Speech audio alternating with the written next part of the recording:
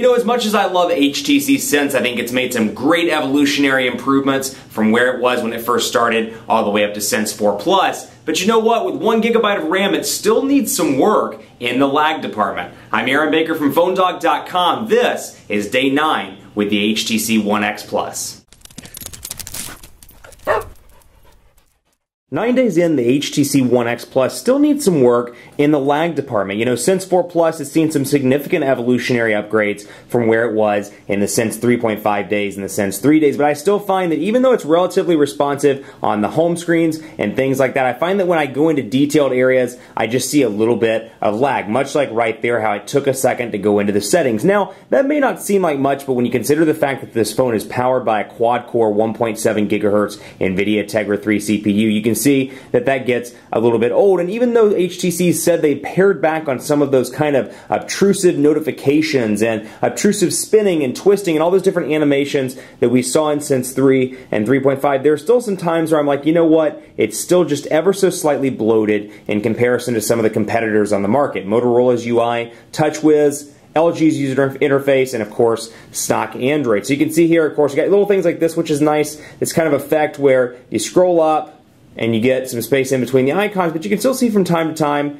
there's a periodic lag. You go in, you can see it takes a second for it to load up, and I just find that throughout using applications and nothing too graphically intensive or heavy, I find that maybe using email or browsing the web from time to time, it's a little bit laggy periodically. That's something to keep in mind. You know, the 2 GB of RAM packing Droid DNA, I don't see it as much. I think Sense can run just fine on 2 GB of RAM, but I would love to see it run just fine on 1 GB of RAM. Considering this is a high-end device on AT&T, you'd expect for it to run relatively smoothly. That is not knocking this device by any means. There's still a lot to like about this device, namely the 64 GB of internal storage. The camera is fantastic. They bumped it up to a 2,100 milliamp hour battery, which I'm finding 9 days in is incredibly nice on standby time. Still needs a little bit of work when it comes to actual use time. Just to give you an idea, I've worked with this all day long. Combination of standby, it's been on my desk and I've been at work, so I've been using my desk phone. The combination of work and standby time, it's at 69% at 3:24 in the afternoon. It was pulled off the charger this morning about 7:30. So keep that in mind. You know, it's not the best battery in the world, and if you're coming from the Note 2 or the Razer HD Max, something with a big 3,000 plus milliamp hour battery,